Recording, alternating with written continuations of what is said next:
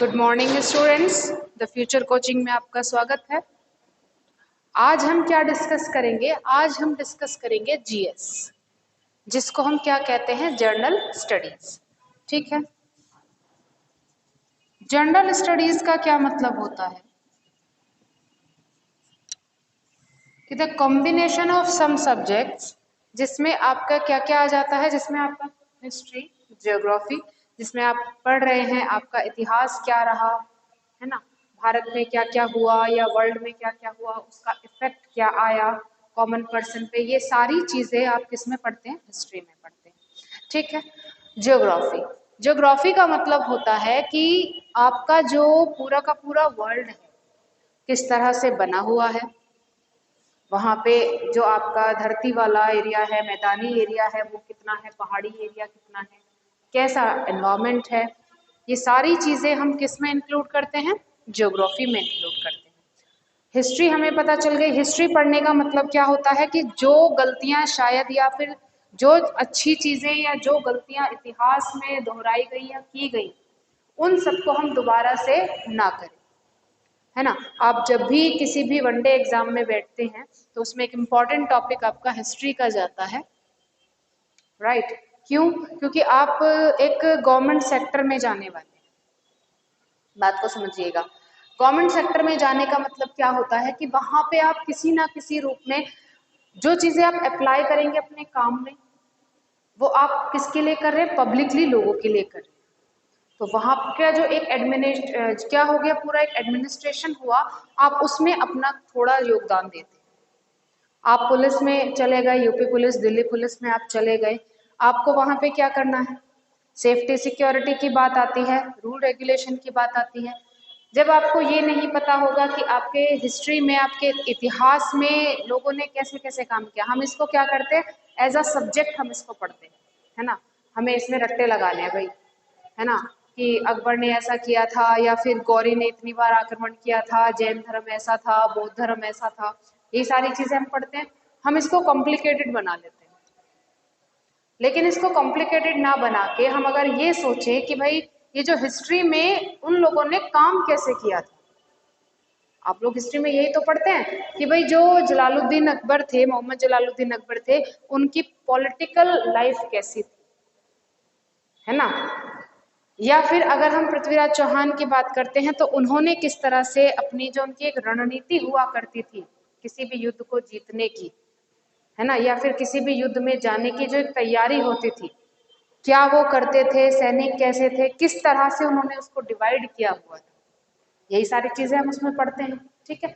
किस लिए पढ़ते हैं? हम उनसे कुछ सीख पाए, या फिर जैसा हुआ, जिस वजह से कुछ कमी रह गई, उसको हम क्या कर पाए? पूरा कर पाए। ठीक है। ज्योग्राफी में हम बता चुके हैं क्या पोर्शन आता है। कॉन्स्टिट्यूशन में क्या आ जाता है? कॉन्स्टिट्यूशन में आपका पूरा पॉलिटिकल लाइफ आती है, पूरी राजनीति की लाइफ आती है। आप अगर किसी देश में रहते हैं तो आपको क्या अधिकार है, उन अधिकारों के साथ साथ किन नियमों का आपको पालन करना है, यही सारी चीजें आप किस में पढ़ते हैं? कॉन्स्टिट्यूशन और पॉलिटी में पढ़ते हैं। ठीक है। कुछ योजनाएं आ जाती हैं, ये योजनाएं चलाई जा रही हैं। ठीक है भाई। हम पॉलिटिक्स का क्या मतलब हो गया? पॉलिटिक्स का मतलब हो गया पूरी तरह से जो आपका सिक्योरिटी का पोर्शन है, जो आपका पब्लिकली जो पोर्शन है, उन सबको क्या करना, उन सबको एक लीडरशिप क्वालिटी के तहत उनको क्या करके रखना? कंबाइन करके रखना। कॉन्स्टिट्यूशन यही तो करता है ना। पहले तो ऐसा कुछ नहीं होता था कि भाई हम जब स्लेव में रहते थे, यानी कि जब हम गुलाम थे ब्रिटिश ईस्ट इंडिया कंपनी यानी ब्रिटिशर्स के, तो उन लोगों ने क्या करते थे? वो हमसे क्या पूछते थे? कुछ करने से पहले हमारे कहे अकॉर्डिंग वो अपनी सरकार बना रहे थे, ऐसा तो कुछ नहीं था ना।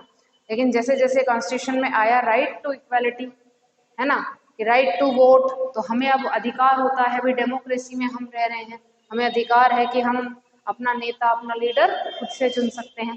तो ये सारी स्टडी किस में होती है? पॉलिटिकल या फिर आपके कॉन्स्टिट्यूशन में होती है। इकोनॉमिक्स, इकोनॉमिक्स का मतलब हो गया अर्थव्यवस्था, है ना। हिंदी में अगर एक मीनिंग हम इसका देखें, अर्थव्यवस्था का क्या मतलब हुआ कि जो हमारे देश का पैसा है, कहाँ से आ रहा है, कहाँ जा रहा है, कितना आ रहा है, कितना जा रहा है, किस तरह से पूरे बजट को बनाया जाए जिससे लोगों के लिए कुछ योजनाओं का हम क्या कर सकें, उनकी एक पहल कर सकें। आपने देखा होगा ना कि बहुत सारी योजनाएं चलती हैं, फिर एक बजट बनता है पूरा, हमने इतना इतना पैसा इस जगह में इन्वेस्ट किया, है ना। हम ये देखते हैं कि भाई कुछ प्रोजेक्ट चलते हैं, कोई हमने सड़क बन रही है, कुछ प्रोजेक्ट चल रहे हैं, वो सब किसके रिगार्डिंग आएंगे, अर्थव्यवस्था के रिगार्डिंग आते हैं। ठीक है, एक टॉपिक आ जाता है साइंस का।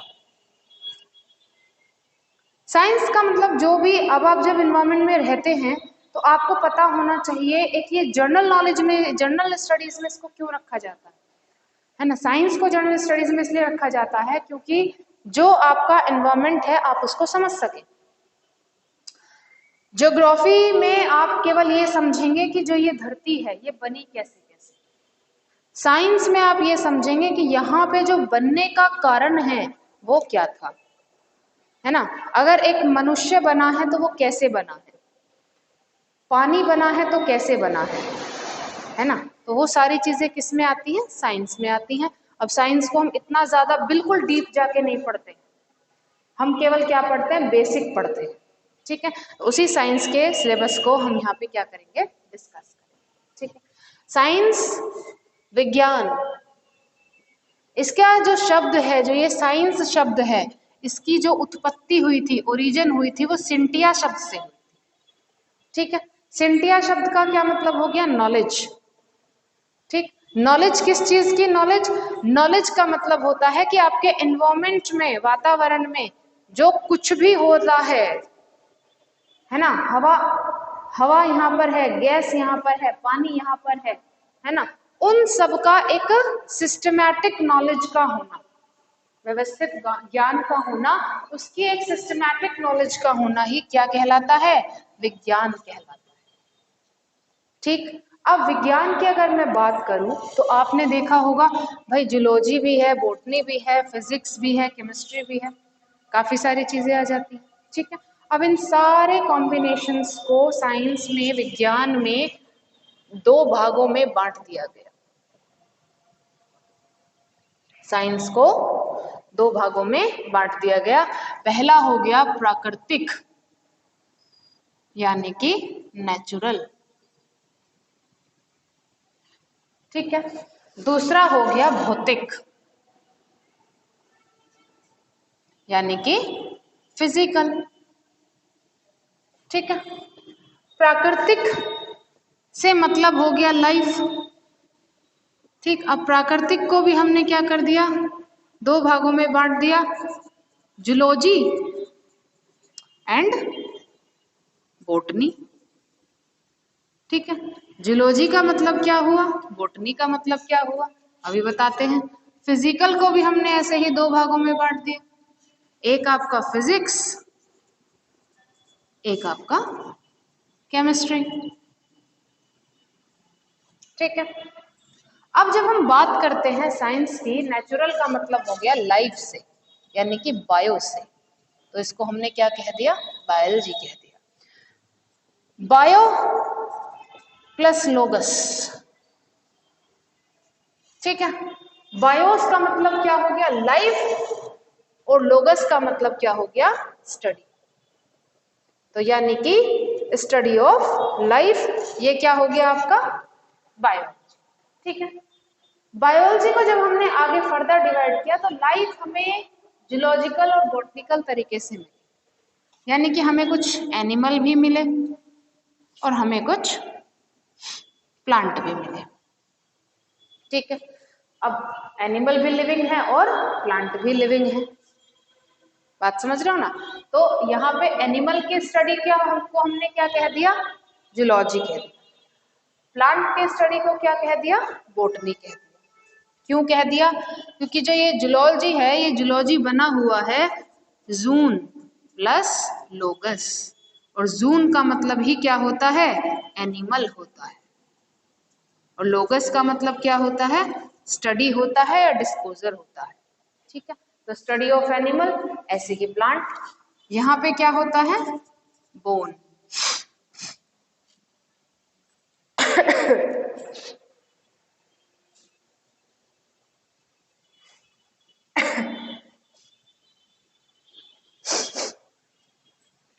सॉरी, यहाँ पे क्या होता है, बोटेन और प्लस लोगस। बोटेन का मतलब होता है हर्ब्स, हर्ब्स मतलब जो आपके क्या होते हैं, छोटे वाले प्लांट होते हैं, ठीक है। और लोगस का मतलब स्टडी, तो स्टडी ऑफ प्लांट क्या हो गया, बोटनी, ठीक है। ये हमारा एक साइंस का बेसिक होता है कि हमें ये सारी चीजें इसमें पढ़नी होती हैं, जूलॉजी पढ़नी होती है, बोटनी पढ़नी होती है, फिजिक्स और केमिस्ट्री पे अब आते हैं, ठीक। फिजिक्स का क्या मतलब है, हमें एक चीज पता है कि भाई हमारे पास कुछ चीजें हैं ऐसी जो हम इन्वायरमेंट में यूज करते हैं, ठीक है। एनवायरमेंट में यूज कर रहे हैं तो सीधी सी बात है, हमने उनको क्या कह दिया, सबको पदार्थ कह दिया, द्रव्य कह दिया, ठीक है, मैटर कह दिया, ठीक है, क्या कह दिया, मैटर। अब इस मैटर का हम क्या पढ़ते हैं, मैटर से हमें क्या करना है,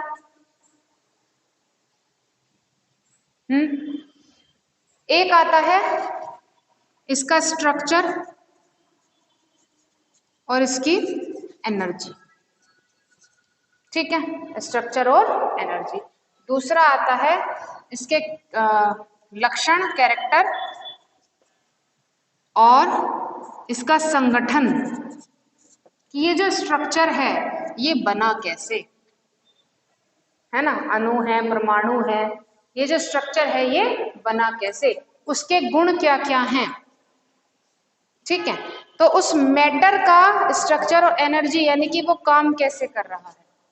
वाटर से हमने क्या बनाया, वाटर से हमने एनर्जी प्रोड्यूस की जिसको हम क्या कहते हैं, हाइड्रो, है ना, हाइड्रो पावर हम उसको कहते हैं, ठीक है। तो वो हम किस में पढ़ेंगे, फिजिक्स में या केमिस्ट्री में,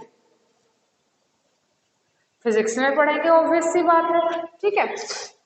लेकिन केमिस्ट्री में क्या पढ़ेंगे कि वो जो वाटर है ये वाटर बना कैसे, इसमें हमें पता चला कि H2+O, तब हमारा क्या बना, H2O। वाटर जो है हाइड्रोजन और ऑक्सीजन का कॉम्बिनेशन है, बात समझ में आई, ठीक। वाटर के से हमने क्या काम लिया, क्या एनर्जी ली, ठीक है, वो हम किस में पढ़ते हैं, फिजिक्स में पढ़ते हैं। लेकिन वाटर बना कैसे वो हम किस में पढ़ते हैं, केमिस्ट्री में पढ़ते हैं। क्लियर है इतनी बात, तो यानी कि मैटर का स्ट्रक्चर और उसकी एनर्जी को हमने किस में पढ़ा, फिजिक्स में पढ़ा, ठीक है।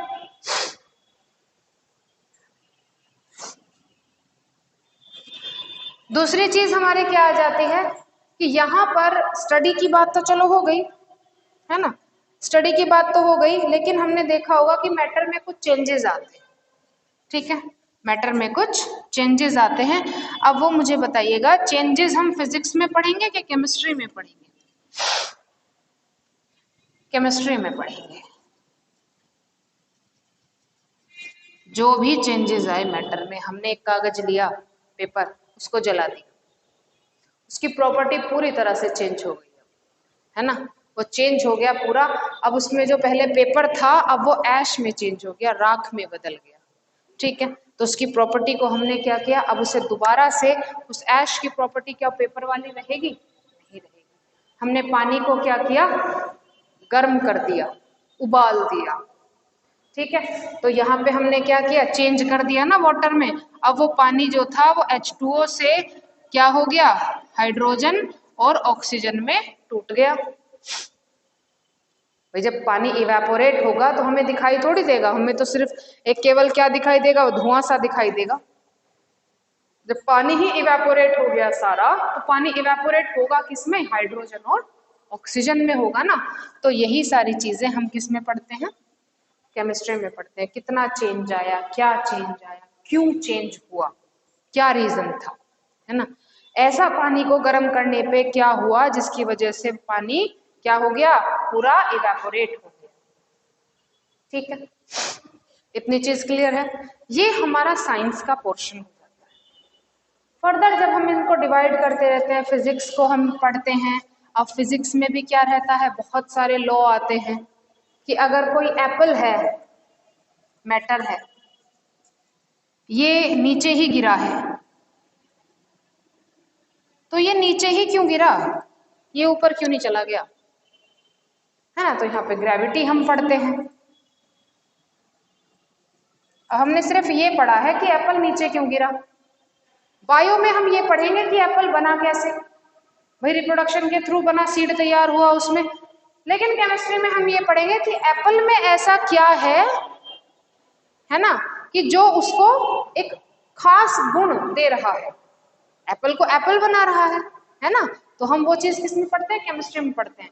वो पूरा निकालते हैं, भाई एप्पल में क्या क्या होता है, एप्पल में कौन कौन से एटम प्रेजेंट हैं, एप्पल में कौन कौन से आपके जो एलिमेंट हैं वो प्रेजेंट हैं, ऐसा क्या है एप्पल के अंदर जो इसको हम खाने लायक बताते हैं। वो कौन बताएगा, वो केमिस्ट्री बताएगी, है ना। एप्पल नीचे गिरा, उस फिजिक्स को इस बात से कोई मतलब नहीं है कि एप्पल के अंदर क्या है, केमिस्ट्री को मतलब है। फिजिक्स को सिर्फ ये मतलब है कि ये पेड़ पे लटका हुआ था, ये नीचे ही क्यों गिरा, क्यों गिरा उसने बता दिया, ग्रेविटी होती है भाई, अर्थ में ग्रेविटी होती है जिसकी वजह से हर एक चीज नीचे ही आएगी। आप एक हल्का सा पेपर भी फेंकेंगे तो वो उस ग्रेविटी की वजह से नीचे ही आएगा, ऊपर नहीं जाता है। ठीक है, तो यही सारी चीजें हम किस में पढ़ते हैं, साइंस में पढ़ते हैं। ठीक, चलिए आज की इंट्रोडक्शन क्लास में बस इतना ही। Thank you so much.